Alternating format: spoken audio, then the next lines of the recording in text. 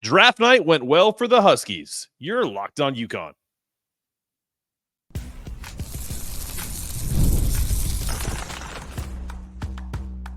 You are Locked On UConn, your daily podcast on the UConn Huskies, part of the Locked On Podcast Network, your team every day.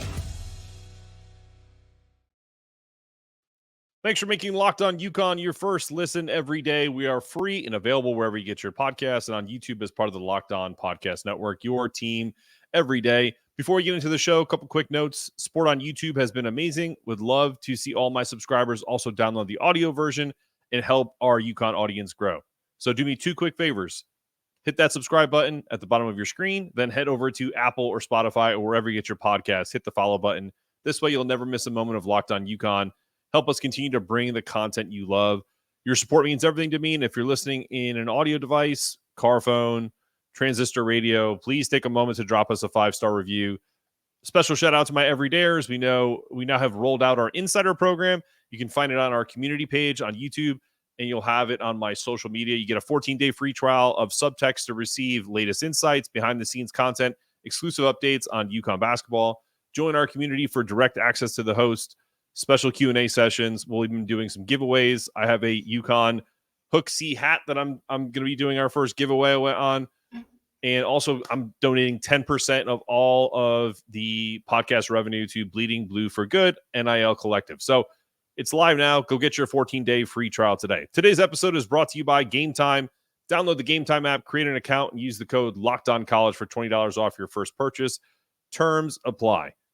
All right, we bring in Adam Zagoria of Zag's blog, a New York Times and Forbes sports contributing writer, to provide some color on the NBA draft. Let's get Adam on the program. Adam, from the Batmobile, I love it. Yeah. Do you think the Hawks are going to regret not picking Donovan Clingan with the number 1 overall pick? Mark, it's so hard to say, how these guys are going to look in 3 or 5 years. I'm probably a little biased since I know Donovan and, I was around UConn more, and I certainly know him better than Zachary Rissachet from France. Mm-hmm. Yep. So I'll say yes, just for the fun of it. But the truth is, like all the people saying this is a weak draft class, you really don't know until 5 years down the road.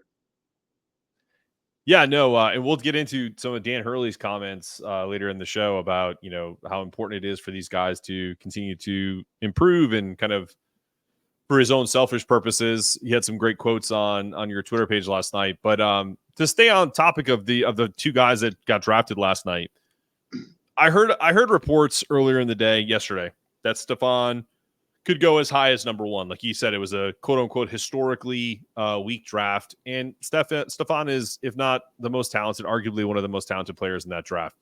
This is kind of a ridiculous question, but I'll ask it because the coverage last night about why NBA teams like certain attributes more than others. So here's my ridiculous question. Do you think Stephon's play at UConn, playing more of a role versus like starring or being featured, had any negative effect on his draft stock in maybe potentially being that number 1 overall pick? No, I don't think so. I think a lot of people really liked him. I know Jay Billis spoke really highly of him on ESPN. And, you can see his skill set. He's a 6'5", 6'6" guard who, his biggest skill set right now is he's a tremendous defender, right?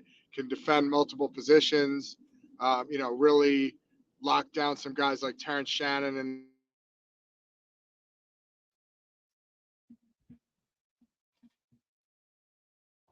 we might have lost Adam. Can you hear me now? I hear you just fine. You were getting ready to say he locked down Terrence Shannon.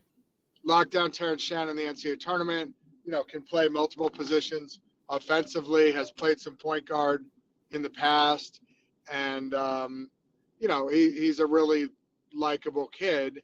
And Danny was telling us afterwards that the Spurs spent a lot of time at UConn and around the practice facility really keying in on him. So the Spurs obviously did their homework. And, I think he's going to be a guy who's got a real long and successful NBA career. Yeah, back to Donovan. I think you're spot on with the Steph thing. And honestly, if someone asked me that same question that I just asked you, I would have responded in a very similar way. I definitely don't think it had anything to do with that. I just, in terms of kind of the quote unquote upside, he wasn't allowed to shoot, 15, 20 times a game, volume score. That's kind of what I was heading at. But if back to Donovan, the Blazers really were enamored with Donovan. We heard that last night.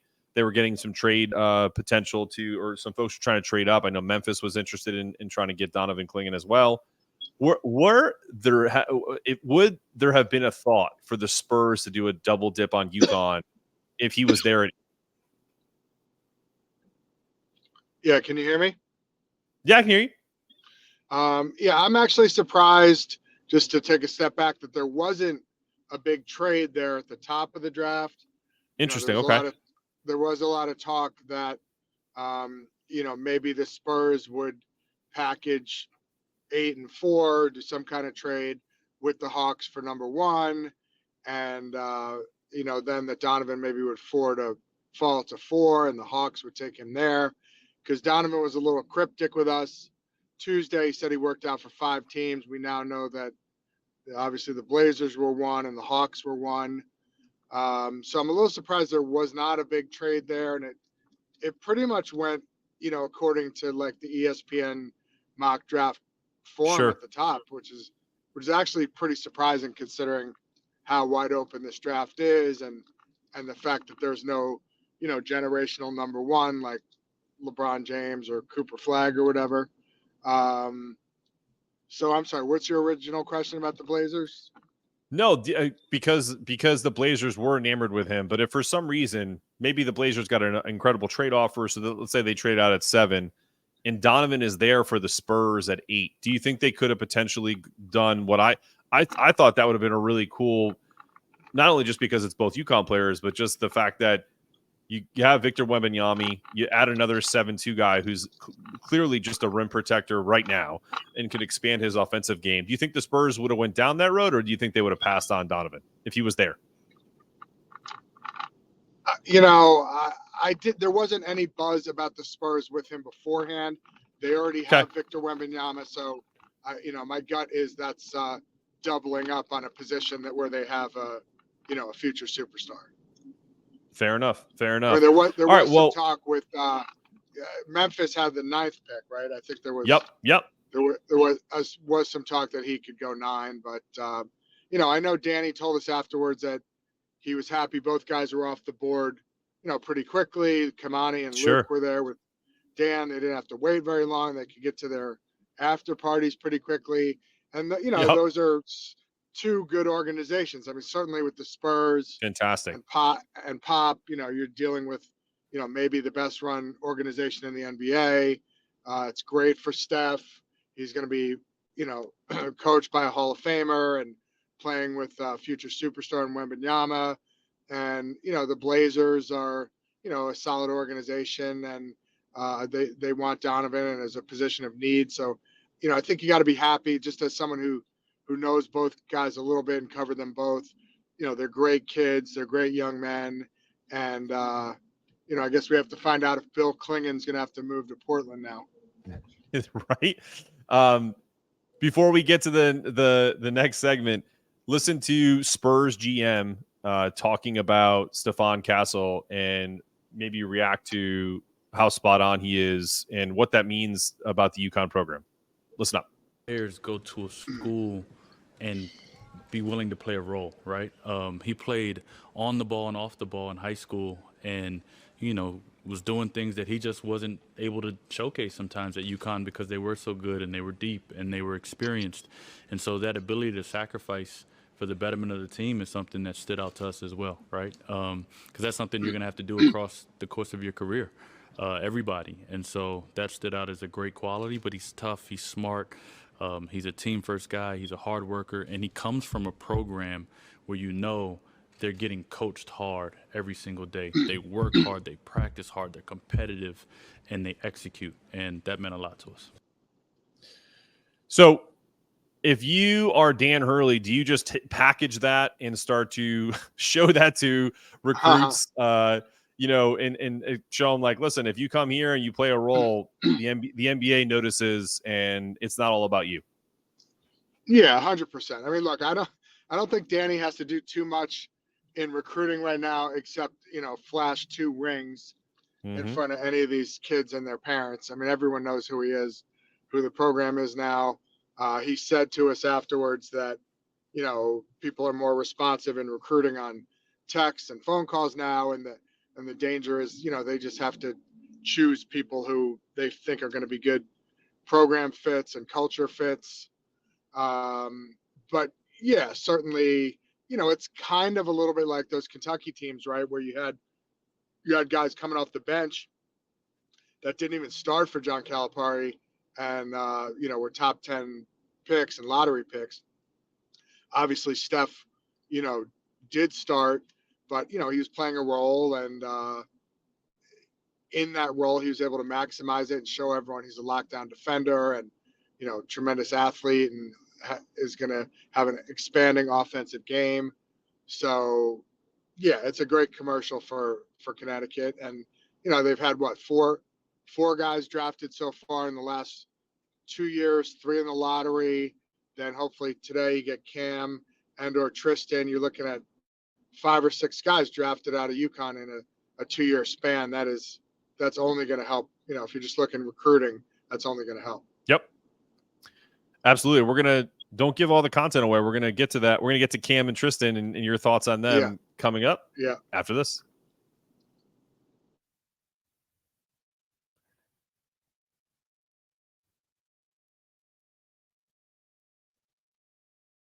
Looking forward to catching some MLB games this summer. Me too. There's nothing like enjoying a game with the summer sun. I remember attending a thrilling game last year, and I can't wait to make sure the memories I make this season. That was at Fenway Park, by the way, where I started a last place Red Sox chant. It was fantastic.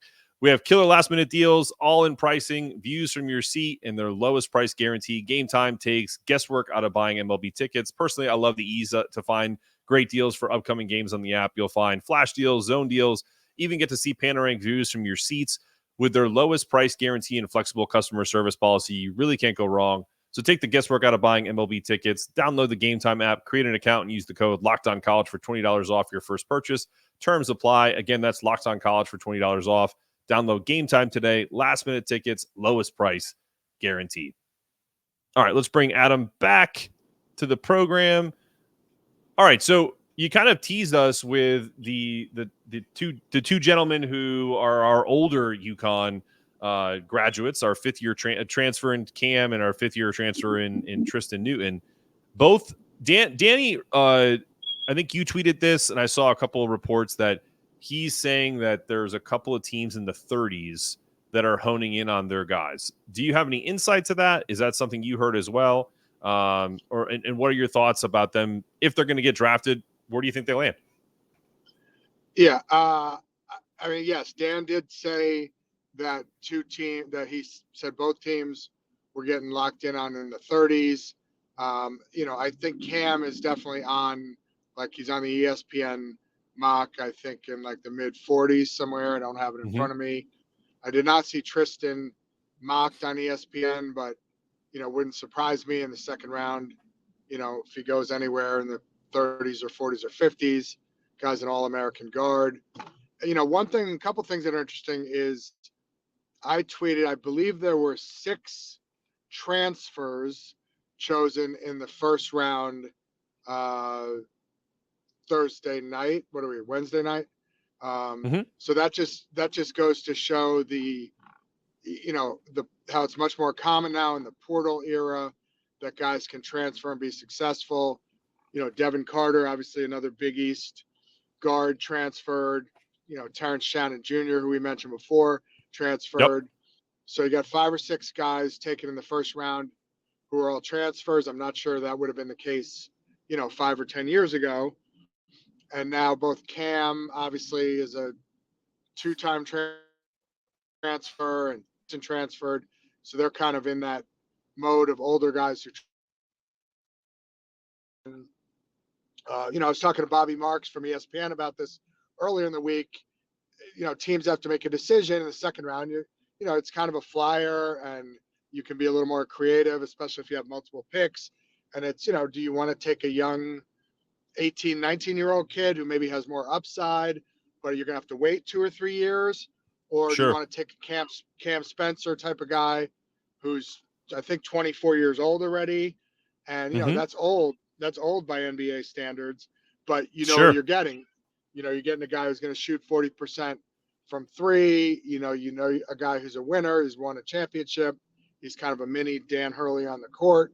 And, can you plug him in a kind of a microwave role where, he's not going to play 30 minutes in an NBA game like he did at UConn. Maybe he's going to go in and play 10, 12, 15 minutes. And can he shoot, 3 out of 5, 4 out of 6 from deep in a kind of a microwave role?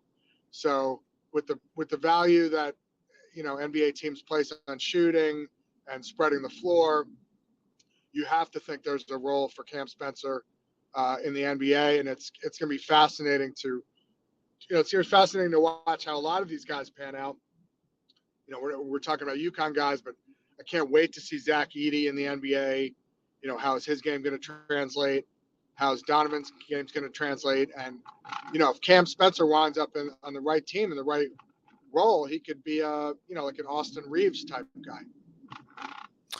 Yeah, I mean, I think you just gave Cam a lot of high praise there, comparing him to Austin. I hadn't thought of him. I think they're comparable in size. Austin might be a tick taller. I kind of equated Cam to, because I did some promos for Locked On about the draft, and I think Cam can be a mixture of like a TJ McConnell and a Peyton Pritchard, who just were on a championship team and an Eastern Conference Finals team. And I know TJ McConnell is more of like a point guard and he really doesn't shoot as much, but that type of, like you mentioned, 10, 12, 15 minutes a game where Cam comes in and he gives all the effort in the world because he's not playing 45 minutes a game. And he's an immediate locker room plus. He's a culture guy, is always going to do anything he can to help you win. So I think you're spot on there. I think the tougher one, honestly, which is really crazy to think, is someone going to take a flyer on Tristan Newton? I think he has a little more game than Cam, but maybe isn't as polished as a 3-point shooter from that perspective. What are your thoughts there? Yeah, I was just going to say, I mean, with Cam, you also know he can handle the ball and probably, you can probably run your offense for 5, 6, 8 minutes in an NBA game, and you'd probably be okay. It's not like he doesn't have any handles at all. He showed he could. Sure. He could be a lead guard.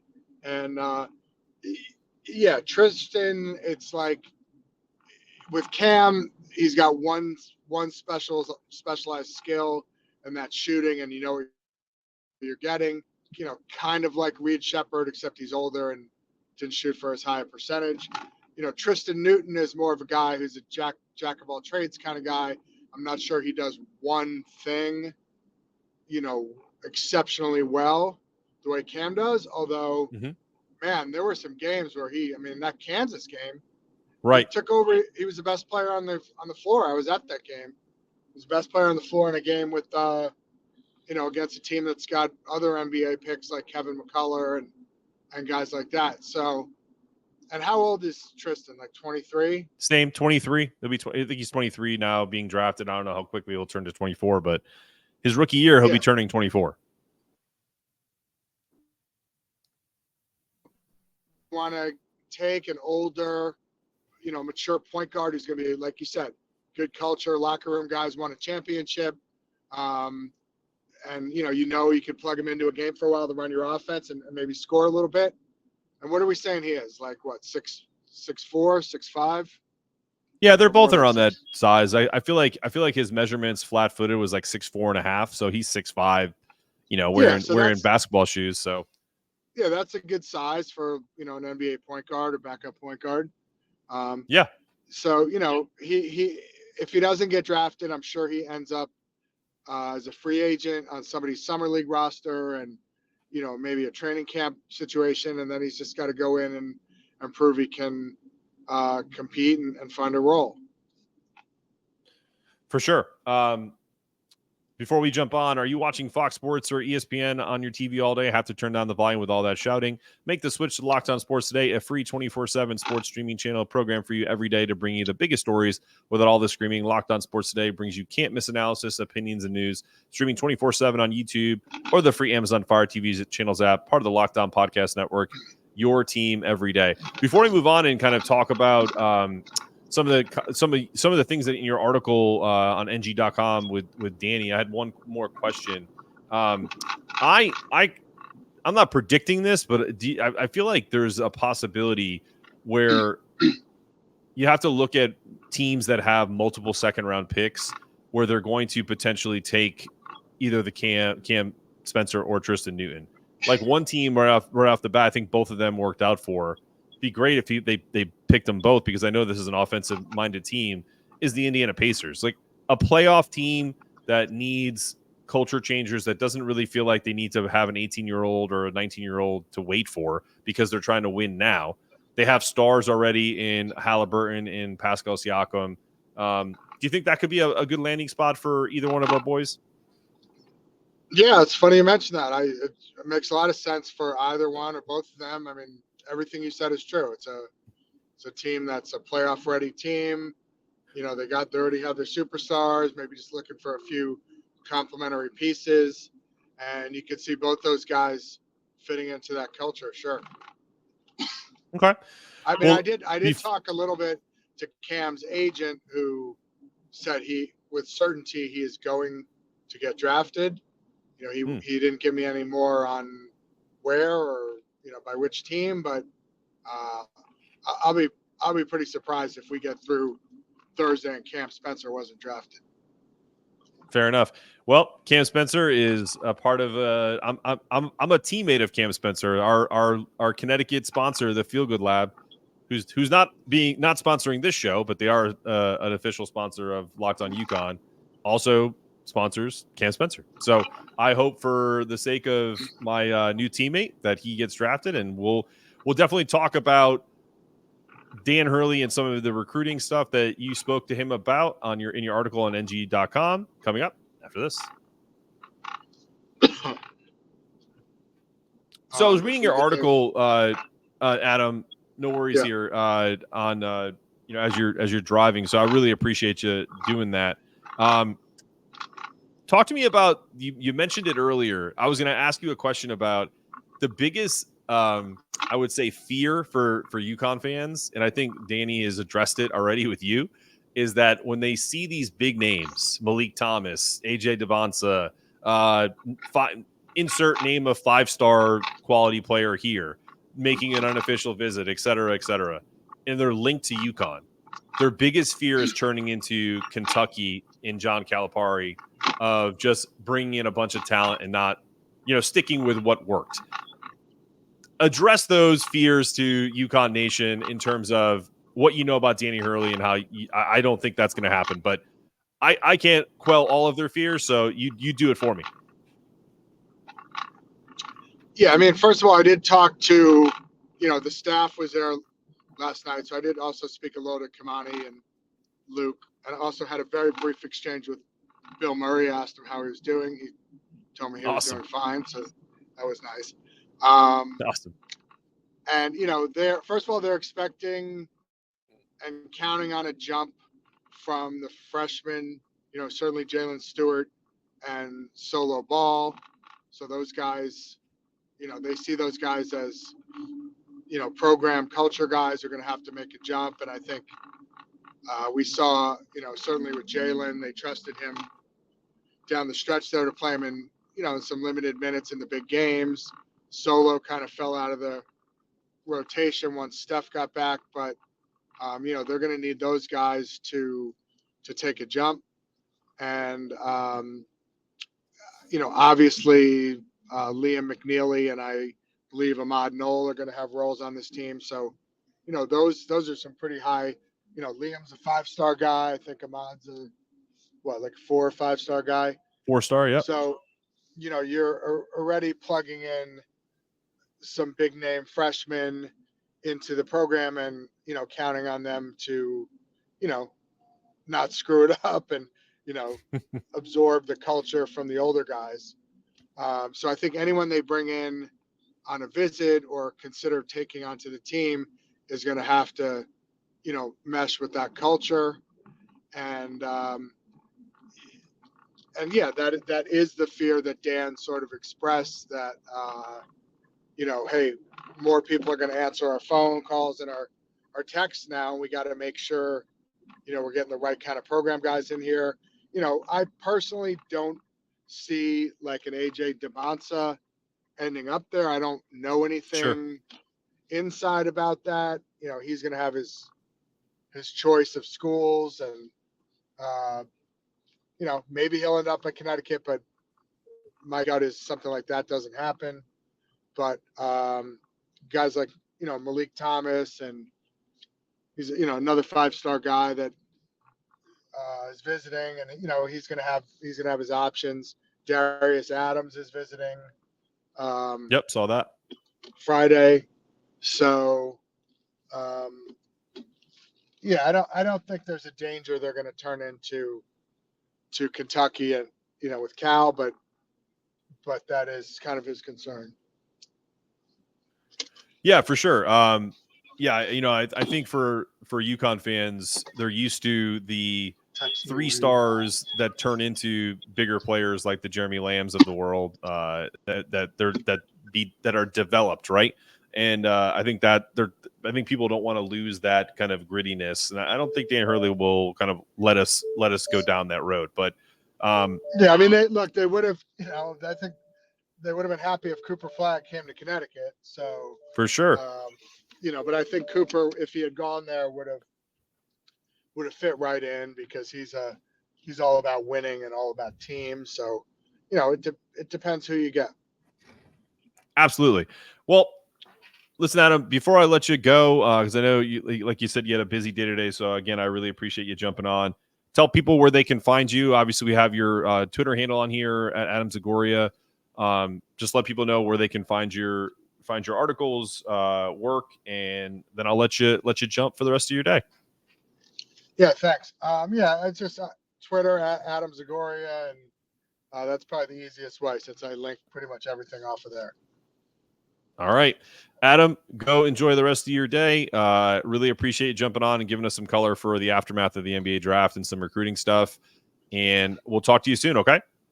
All right, Mark. Thanks, buddy. Take care, bud. That was Adam Zagoria giving us a little color on the NBA draft. Really appreciate his time. Just to give you guys a heads up, I'm not the only one that, again, has talked about UConn getting some bigger players. It's going to happen. You saw it there. We have nothing to worry about. I wanted to have Adam on because he was there last night, had some really good things to say, or have some really great quotes in his NJ.com article. Definitely worth a subscription. His website, zagsblog.com. Definitely check that out. Again, wonderful stuff. This has been another episode of Locked On UConn. Locked On has launched the first ever national sports 24/7 streaming channel on YouTube. It's also available on Amazon Fire TV in the free Fire TV channels app. Locked On Sports Today is here for you 24/7 in the free Fire TV channels app. Locked On Sports Today is all about local experts of Locked On, plus our national shows covering every league. Find Locked On Sports Today now available on the free Fire TV channels app. This has been another episode of Locked On UConn. I'm your host, Mark Zanetto, asking you to stay locked in, stay connected, make sure your toughness meter is always rising. And as always, go Huskies.